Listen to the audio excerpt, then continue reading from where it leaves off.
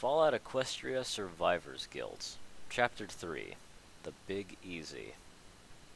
Men heap together the mistakes of their lives and create a monster they call Destiny. John Hobbs.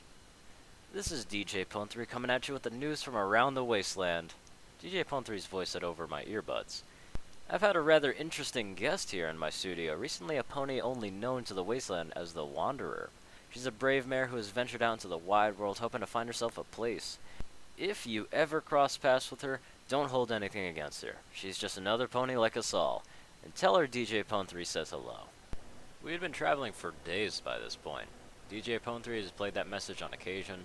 It was weird to hear yourself being talked about on the radio, but I'd kinda got used to it. After about a week after leaving Manhattan, we were camping out, having set up our tents and a fire. I opened my copy of Ruby's story and read it to myself while Schooner ate his dinner next to me. You know, I don't think I've ever seen you fly, Arcolite commented, causing me to look up at her. She was working on something on her pip-buck. Kinda strange, given that you're a Pegasus. I can't. It's a rare genetic condition that keeps my body from producing enough magic to achieve flight, I admitted with a sigh. It tends to run in the families, but it usually skips a few generations for some reason. My daughter, for example, could fly perfectly fine. Wait, you have a daughter? Arcolite asked, surprised. What happened to her? I paused for a moment, and that was a tough question to answer, especially because the truth had been told. I still had no idea. I don't know. She lived about in the cloud cover, and that's really all I know for certain, I said with a sigh.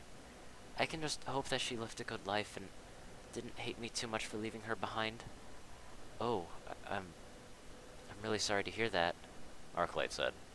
That can't be easy for you. It's not. I really miss her a lot, I said with a sigh as I thought back to the picture of my family still in my bags. What about you? Did you leave any family behind in Stable 66? No, my parents are both dead, Arcolite admitted sadly. My father was an engineer who died when I was a filly, and my mom died not long before I left the stable. Oh, I'm really sorry, Ark, I said. We continued to eat in silence before it was time for bed. As the ruined cityscape of New Orleans came into view, it struck me how much the city had changed since I had been there years ago. The buildings were crumbling even from this distance, but I could recognize the city in any state. I checked the map on my pip-buck. 26 wasn't really too far away, but I figured I could visit there later, maybe. In the meantime, I was following the marker to a settlement that Focus had called the Quarter. Even as we walked there, there was still signs of the war with the Crimson Empire here and there from 5 years prior. I suppose this meant that Fire Rain had been dealt with as well, since we could still see the sun. As we started to enter the ruins of New Orleans, we had to navigate past several ruined buildings, as well as flooded sections of the city that had once been where ponies lived and worked. Arcolite actually seemed interested in what we were seeing. I guess that made sense. If you spent your whole life underground, then everything would be new to you from then. I guess it was all new to me too. Even the familiar places just felt so different. I remembered this area of the city as we approached the settlement, the old French Quarter. I guess that was why they called it in the Quarter. State your business here, the pony dressed in what looked like stable security barding asked as he looked at us over when we entered the settlement. I'm here to talk with the followers, I said as I adjusted my hat a little. I heard that there was one here who could help me with nightmares. The guard nodded. That seemed to satisfy him as we headed into town. There were a few ponies here and there, dressed in military uniforms, as well as the same security barding that I'd seen before. Even some ponies dressed in normal stable barding with the number 26 on them. These are stable dwellers? Arcolite asked curiously, as we stopped to let in a pair of foals cross our paths, playing a game of tag. They're from Stable 26, yeah. It's just a little ways north of here, I said with a smile. A few of the ponies watched us curiously. They must have settled here after the stable fully opened. Wait, fully opened? What sadistic experiment did you put them through? Arcolite asked, which made me cringe. Sorry, I'm still getting used to this. It's fine, I kinda deserve that, I said with a groan. But no, Stable 26 was actually not given an experiment at all. At least not a traditional one. I left the inhabitants instructions to build their own society and government from the ground up, without any interference from stable tech. The idea was after a while an inhabitant would leave to prove that the stable's inhabitants could survive. Well, it looked like it worked, Arcolite said, as I nodded as we kept walking. As we went past an alleyway, I was surprised to hear a soft whimpering. I turned around, surprised to see a small Pegasus filly that couldn't be older than 4 years old looking at me. She was red-colored with a gold and red mane and let out a small eep before hiding. "Hey, are you okay?" I asked softly, trying not to scare the filly as she looked out at me again. I offered her a hoof. "Where's your parents?" I I don't know. I got separated from my mama and my sis," the filly said quietly. "All the ponies are big and scary." I smiled gently. She reminded me a little of Cloudy, only less energetic. Poor kid, though. Maybe there was some way I could help her. "Well, where's your mama? Maybe I can help you find her?" I said. The filly looked at me for a moment before taking my hoof. "It's okay. My name is Scootaloo, but everyone calls me the Wanderer. What's yours?" "Sunny Sky," she said, coming out of hiding. "Okay, Sunny, it's nice to meet you," I said with a smile as we started to walk and look for her parents. Arclight looked at me and Sunny curiously, but didn't question as we started walking around town. I was amazed at how many ponies were living here, but it made sense given the original population plus ponies that moved into the settlement. "Sunny!" A mare's voice came out, and we all looked up to see a blue Pegasus mare, dressed in light armor and wearing a pair of goggles, galloping over to us and picked Sunny up. "Mama!" Sunny said more energetically than before as she hugged the older mare. Me and Arclight hung back and smiled. "Don't scare me like that. I'm just glad you're okay," the older Pegasus said. She was crying a little as she hugged her daughter, before turning to look at me and Ark. "Did you two find her?" "Yeah, we found her," I said with a smile and tip of my hat before offering a hoof. "I'm the Wanderer, and this is Arclight." "I'm Blue Sky. It's nice to meet you both," the blue mare said as we smiled and she shook my hoof. Wow, I really did seem to be meeting a lot of Wasteland heroes on this trip, didn't I? "Ruby should be home with Sapphire in a bit, but until then you two can make yourselves at home," Blue Sky said as we entered the building, that she and her family called home. Thanks, Blue Sky," I said with a smile as I sat on the old couch and looked around. There were a few pictures here and there, mostly of Blue Sky and a pony I could only assume was Ruby. There was also pictures from her during the War of Ponies that I didn't really recognize other than the mentions of Ruby's book. "So, Sunny told me the craziest thing," Blue Sky said, as Arclight went to get some food. "She said that you told her that your name was Scootaloo, but that's crazy, right? Or did you have strange parents?" I paused for a moment. "No, Scootaloo's my name," I said. She didn't seem to be an Enclave agent, so I could probably tell her, so I removed my hat. "Yeah, I'm really Scootaloo." Oh my gosh! Oh my gosh, I have a million questions!" Blue Sky said excitedly as she jumped to her hooves. And she asked a lot of things about me. Mostly about how I was still alive. No real surprises there. She also asked about my life before and during the Great War. I got the impressions that she likely knew some of this already, but she definitely seemed to enjoy hearing it about from me. I did surprise her a bit when she learned that I had a daughter before I was exiled. I guess that hadn't really become common knowledge, which, well, made sense. "Well, I'm sorry you don't know about your family," Blue Sky said with a frown. "I'd tell you if I knew anything, but I barely know anything about my own family." "But why are these questions about me, anyway?" I asked curiously as Arclight came back into the living room. "My mom, she was a Dashite before she was exiled before I was born, and we wound up in the ruins of Horston," Blue Sky said. Ah, yeah, that made sense. "She told me and my sister about you and the other more well-known Dashites, and I was curious. Probably better stories than I got," Arclight said with a chuckle as she took a seat. "So, you and Ruby got married, huh?" I asked Blue Sky, who nodded. "That's great, but a bit of a spoiler for Ruby's book." That just got a laugh from Blue Sky. "Well, there's probably going to be a lot of those around here. Don't worry about it." That was actually kind of nice. It gave me a chance to just relax a little before I had to worry about dealing with my nightmares again. Turned out that Sunny and Sapphire were twin fillies, as Blue Sky told me at least. I guess they had found a spell that Twilight had used. I sighed a little as I thought back to Sweetie Belle.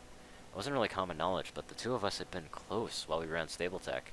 We had never gotten a chance to make anything special, but we had even considered having a full once the war was over, if we survived.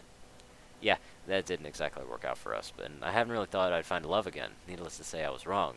Still, I really miss Sweetie Belle, more than almost any pony else. "We're home," a voice came with a slight accent as the door opened and shut.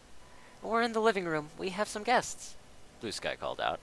A blue unicorn filly about the same size as Sunny trotted in and hugged Blue Sky. That wasn't really anything unusual. What was unusual, however, was who walked in next. She was a red color with a white mane and tail, dressed in a white coat over Stable 26 Barding, but what drew my attention was the fact that she had both wings and a horn. I didn't have to guess who this was, but I was shocked when I realized what it meant. Ruby Starlight was an Alicorn. I'm sure this is a lot to take in, Ruby said as we moved upstairs to her private office. Believe me, I was surprised too. But how did this happen? I asked curiously. I really needed to finish reading her book, didn't I? It's kind of a long story, Ruby said with a shrug. It was something that happened at the end of the war after I gathered together fragments of a spell, and, well, here I am. I had to admit I was curious, but I got the feeling that she didn't really like to talk about it very much, so I let it pass. It wasn't like I could learn anything about it from other sources anyway. That being said, I was a little bit more curious than anything. Did this mean that she was ascended to an Alicorn like Twilight was, instead of an imp Alicorn? I mean, that was pretty rare even before the war. Ruby was definitely something special. I told her about what I had been experiencing, and she listened intently as I told her what was going on. When I told her that Focus had sent me here from Manhattan, she chuckled a little. Well, Scootaloo, the good news is I think I can help you with your nightmares, she said. It's kind of complicated, but I promise, it will not hurt you. What is it, some kind of spell? I asked curiously. I hadn't heard of anything like this except for Luna's dream walking. Something like that. Just lay down and close your eyes, Ruby said, and I nodded and lay down on the couch and closed my eyes. Allow yourself to drift off into sleep. Don't worry, Scootaloo, you're safe here. I drifted off into sleep, though I swear I saw a glow of red. I blinked as I realized I was back in my nightmare version of Ponyville. I sighed and just sat on the ground. I knew how this was going to end, and there was no point of fighting it anymore. This was my punishment. Maybe it was the one I deserved, to be trapped forever away from my friends and loved ones until I died in once Tartarus. Wow, that's a depressing thought. What troubles you, Scootaloo? A voice came behind me as the world around me froze. One that I knew, but I didn't think I'd ever hear again. I turned around to see the regal form of Princess Luna. She wasn't really wearing any of her royal finery, but it was definitely her. Your Majesty, I said with a bow. I thought you were dead. The same could be said of you, Scootaloo, Luna said as she placed a hoof under my chin. You do not have to be so formal anymore. I have no real authority in my current state. Wait, your current state? I asked curiously. I am not Luna, not really. I am more of an echo of her, a fragment that was placed in the subconscious of Ruby's ancestor, Luna said with a sigh. I have no physical body anymore. Oh, wow, I'm sorry, I said. That really put all of my problems in perspective, didn't it? So, I guess you're how she's gonna help me then? Of course, Luna said with a nod. I would like to see your nightmare play out first. I frowned but nodded as the world around us started to move again. I had to stay strong, so I watched it play out as well, watching as the flames of balefire consumed the town and burned the ponies I had grown up with. I could tell that it pained Luna just as much as it did me, and as the flames faded, the dream world froze again. I see. I understand, Luna said before looking at me. Scootaloo, I am truly sorry for what happened during the war. We all made mistakes. Perhaps Fluttershy was right, and we should have tried harder to reach a peaceful solution. Well, you know what they say about hindsight, I said with a shake of my head. I survived when my friends didn't. That's probably why I kept having these dreams. Perhaps, but I think there is something else, Luna said, which made me look at her strangely. You are still looking for something, not a family, not atonement, something else, something deeper. Are you always this cryptic? I asked with a groan. I'm sorry, Scootaloo. I wish that there was more I could do for you, Luna said with a sigh. You did not deserve this. No pony did. The fate of Equestria was all my fault, alone. Can you forgive me? I looked at her for a long moment. Could I forgive her? I mean, she wasn't wrong, but at the same time, I was trying to find forgiveness. I couldn't look for that if I wasn't willing to give it. Could I? Luna, I forgive you, I said with a smile. It's just, will you forgive me for what I did and what I tried to do? Scootaloo, you've made mistakes, but you tried to do the right thing, Luna said with a smile and wrapped a wing around me. I forgive you, but remember that no matter what you do, you are a good pony. I don't know if it was because Luna said it or just because it was what I needed to hear, but that helped me feel better. I hugged Luna and smiled as the dream around me started to fade. Do not worry, Scootaloo. You still have a long way to go before you're recovered, but I have faith in you, she said, and with that she vanished into the ether, and I woke up.